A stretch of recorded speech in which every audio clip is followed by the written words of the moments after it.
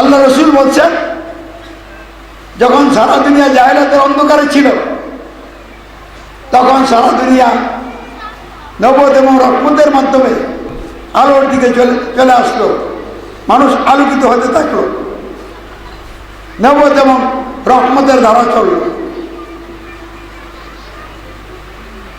এটা কতদিন চলবে? আল্লাহ রসুল বলছিলেন, আল্লাহ যতদিন চান। তা আল্লাহ যতদিন চেয়েছেন ততদিন চলেছিল। কত বছর? 23 বছর। তারপরে কি হবে? আল্লাহ রসুল বলছেন, খিলাফত আলাম মিনাজিন নবুয়া, নবীর পন্থায় খিলাফত চলবে। কত বছর চলবে? রাসূল বলেছিলেন 30 বছর চলবে।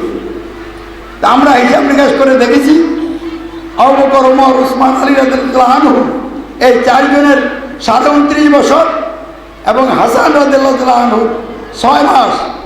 এ হলো খিলাফতের সময়কাল।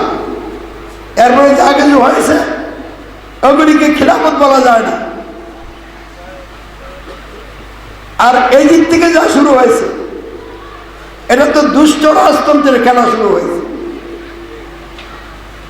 কত হক গ্রহণকারী লোকদেরকে, হক পথে যারা চলতো তাদেরকে হত্যা করা হয়েছে, নারীদেরকে ধর্ষণ করা হয়েছে। ইতিহাস থেকে এটাও পাওয়া যায়, মদিনায় এজিদ বাহিনী মুসলিম নন নারীদের উপরে যে জুলুম করেছে, নারীদের উপরে যে দর্শন চালিয়েছিল, 10,000 মহিলা গর্ভবতী হয়েছে। তাহলে এতে বোঝা যায় আরো কত হাজার মহিলাকে যে তারা দর্শন করেছে, এর কোনো ঠিক ঠিকানা নাই। এরপরে যদি কেউ এজিদের পক্ষে বলেন, তার ব্যাপারে আমার আর কিছু বলার নেই। ইয়াজিদের পক্ষে বলার কোনো সুযোগ নাই।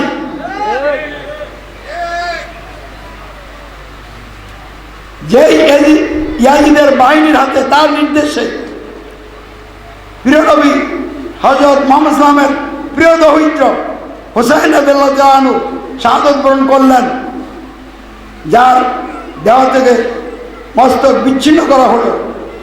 এবং ইতিহাস থেকে যা জানা যায়, এই দেহ থেকে বিচ্ছিন্ন মস্তক যখন এজিদের সামনে হাজির হলো, তখন এই মুখের মধ্যে সে তার লাঠি দিয়ে আঘাত করেছিল। কত বড় নিষ্ঠুর, নির্দয়, মানবতা বিরোধী শয়তান ছিল ইয়াজিদ।